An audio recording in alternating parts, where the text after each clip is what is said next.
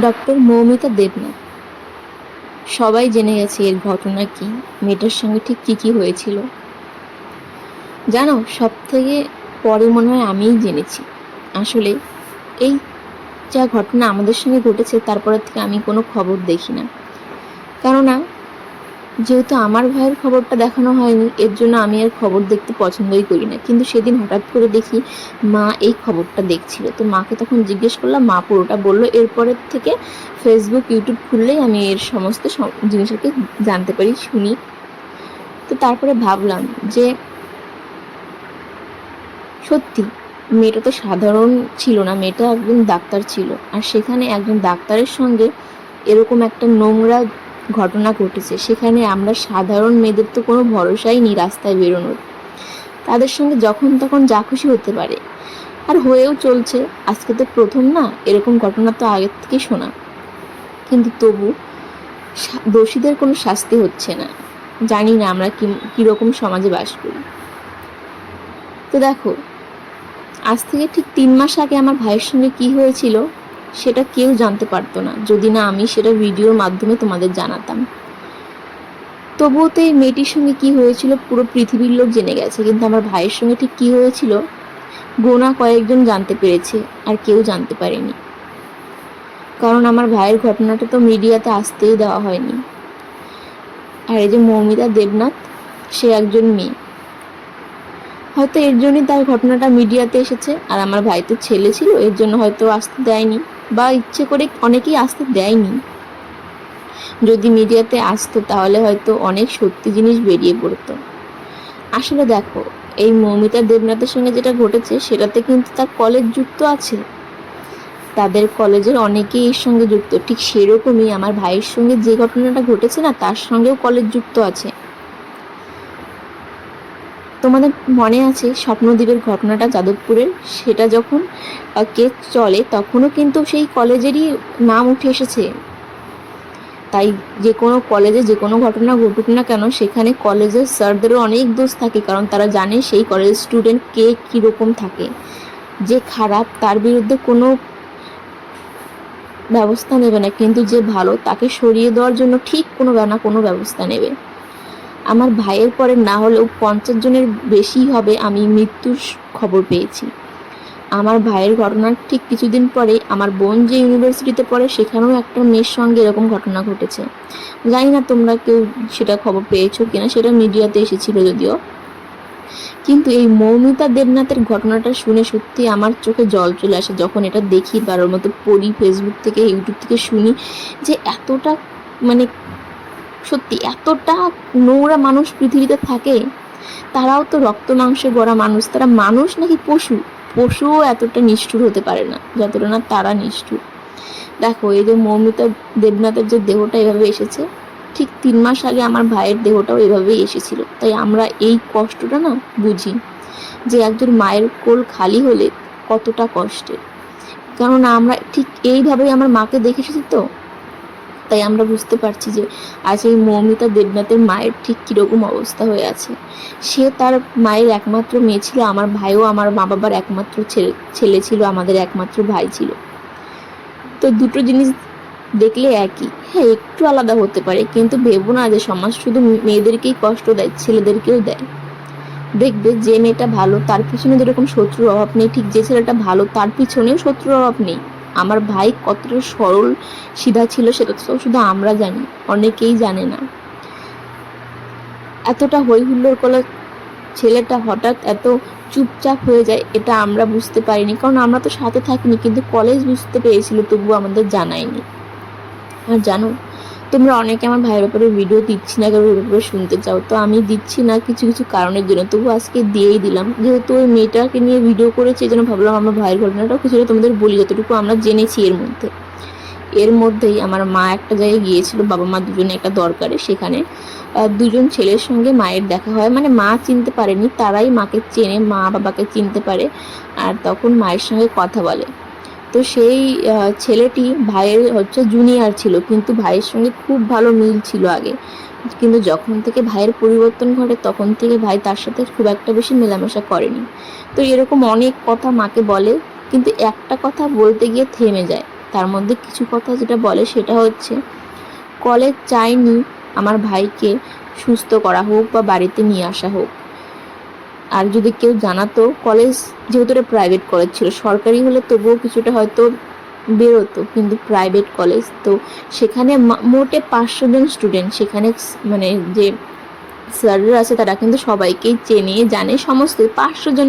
আমরা দেখো জীবনে এরকম কত লোককে মনে আছে, সেখানে 500 জন তো কিছুই না, সবার সঙ্গে সবসময় দেখা সাক্ষাৎ সবাই মনে থাকে।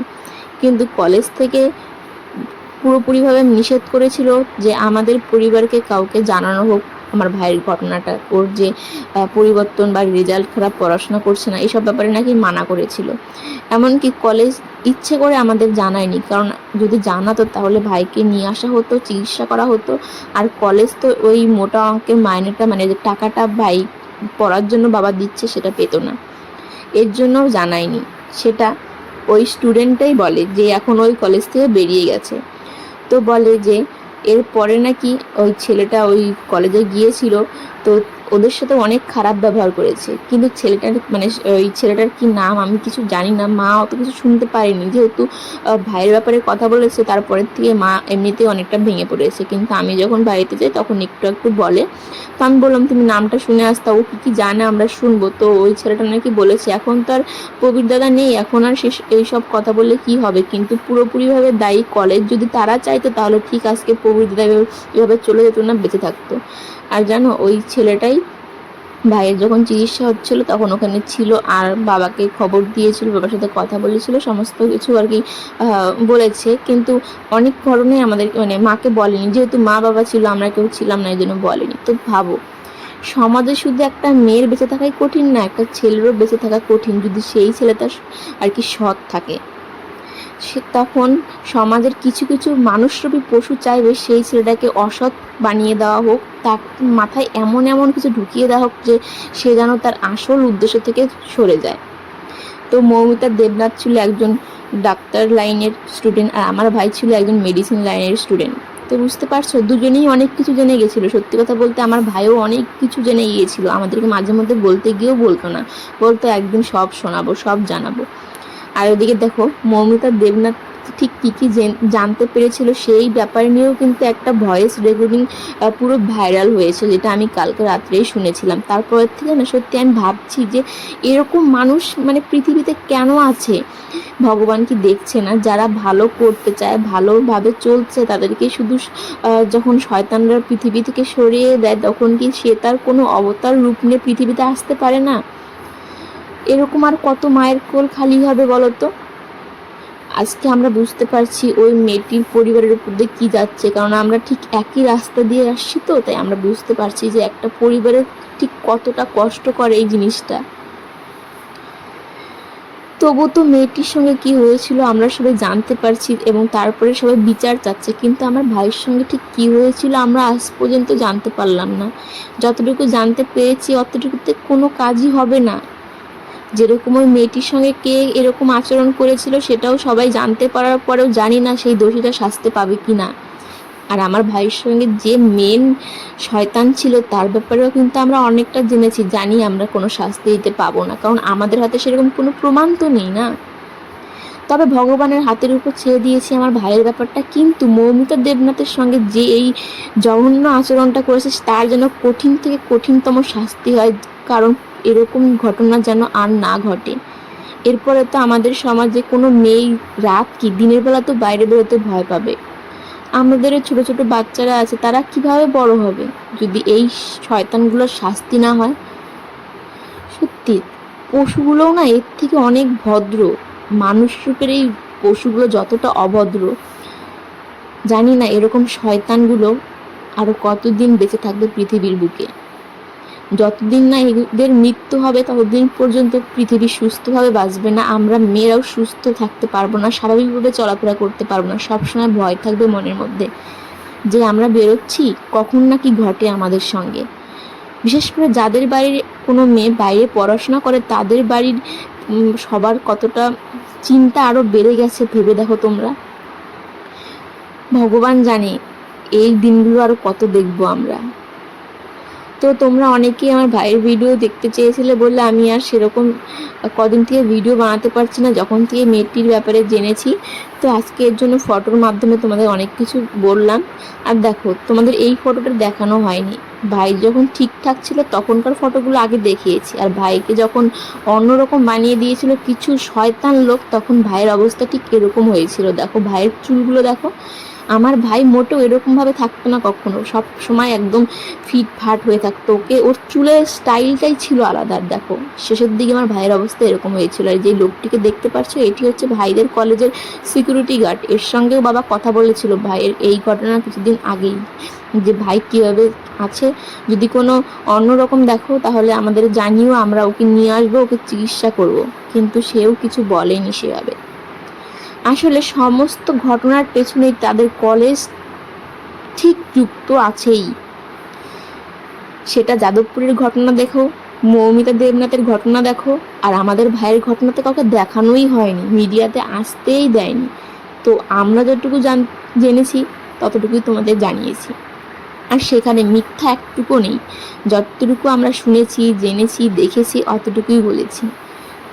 তো জানি না এই মানুষরূপী পশুগুলো আরও কতদিন পৃথিবীর বুকে বেঁচে থাকবে।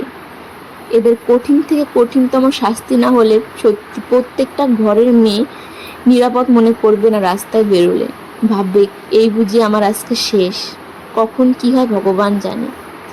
তাই ভগবান, তুমি দোষীদের কঠিন থেকে কঠিনতম শাস্তি দাও।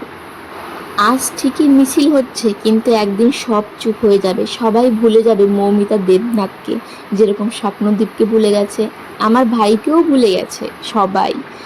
কেউ জানতোই না ভালো মতো, সব তার মধ্যে যতটুকু লোক জেনেছে তারাও ভুলে যাবে। ভাইয়ের কলেজ বলো, বন্ধু বলো, বান্ধব বলো, কিন্তু ভুলবো না শুধু আমরা। ঠিক যেরকম স্বপ্নদীপের বাবা মা ভুলতে পারবে না, মৌমিতা দেবনাথের বাবা মা ভুলতে পারবে না, ঠিক তেমনই আমার ভাইয়ের কথাগুলো আমরা ভুলতে পারবো না, বাবা মা ভুলতে পারবে না। তাই একটা ছেলে বা একটা মেয়ে যেই অকালে চলে যায় না কেন, সেই যাওয়াটাতে যে কতটা কষ্ট তার পরিবারের উপর দেয় সেটা শুধু আমরা জানি। তাই ভগবান, তুমি শয়তানদের পৃথিবী থেকে টেনে নিয়ে নাও, তাদের ঠিক জায়গাতে পাঠিয়ে দাও, আর যারা ভালো তাদের ভালোভাবে বাঁচতে দাও।